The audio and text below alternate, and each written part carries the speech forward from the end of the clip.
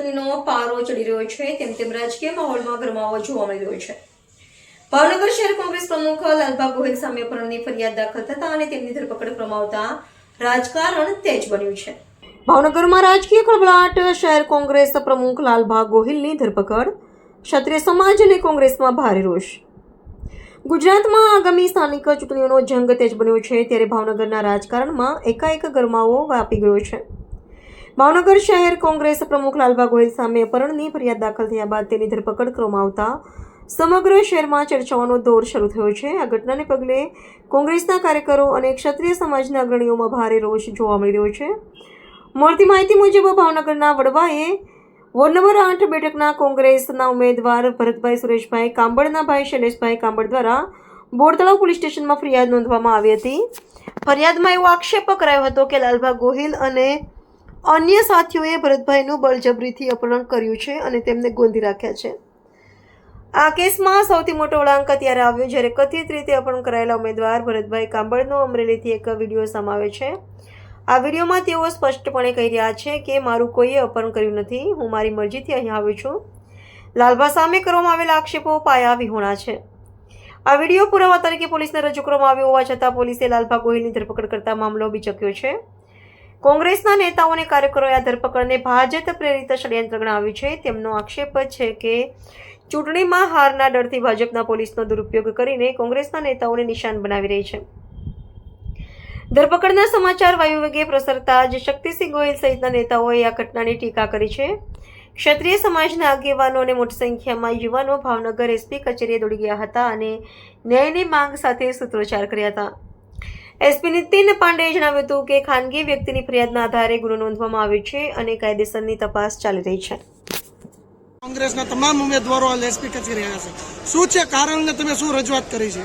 રજૂઆત નહીં, સાહેબની સાથે પ્રૂફ સાથે આપ્યું છે। સાહેબનું કહેવું એમ છે કે એની ઉપર એક અપહરણનો કેસ દર્જ કરવામાં આવ્યો છે।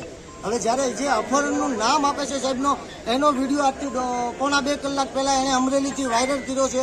ત્યાં પ્રેસ કોન્ફરન્સથી કહેવામાં આવ્યું છે કે ભાઈ મારો કોઈ પણ જાતનું અપહરણ થયું નથી અને એના ઘરના ફેમિલીને બધાને કીધું કે ભાઈ કોઈ અપહરણ નથી થયું। અમે મિત્રો સાથે અને વોર્ડના તમામ જે ઉમેદવારો હતા એ લોકોને એક ભાજપથી ડર હતો એટલે કે અમે બધા સાથે ફરવા નીકળ્યા છીએ અને આગળ ટૂંક સમયની અંદર કલાકમાં અમે આવી જશું એવો વિડીયો પણ એને વાયરલ કરી દીધો છે।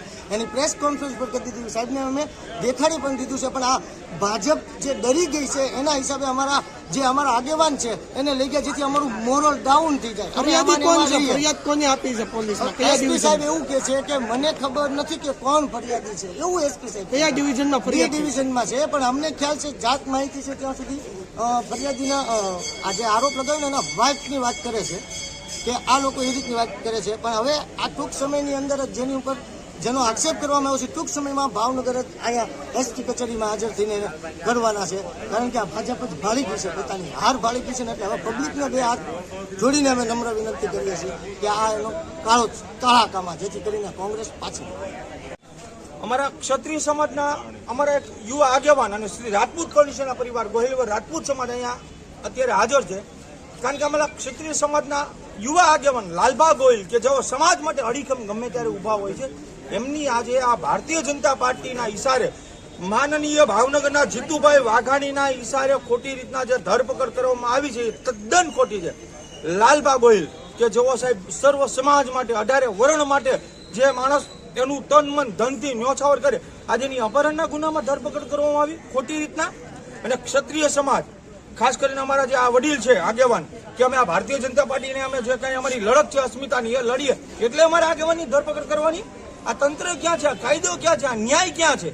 હવે ખાસ કરીને ક્ષત્રિય સમાજને વિનંતી કે હવે બે આંખ ખોલીને એકવાર વિચારજો કે હવે ક્યાં લગી સહન કરશો? હવે તો જાગો કે પછી ઘરમાંથી બધાને ઉપાડી જાય ત્યાં લગી છાનામાના બેસશું આપણે સૌ? હવે તો સાહેબ ઈટનો જવાબ પથ્થરથી આપવાની તાકાત ક્ષત્રિય સમાજ ધરાવે છે, કારણ કે આ મહારાણા પ્રતાપના વંશજો છે સાહેબ।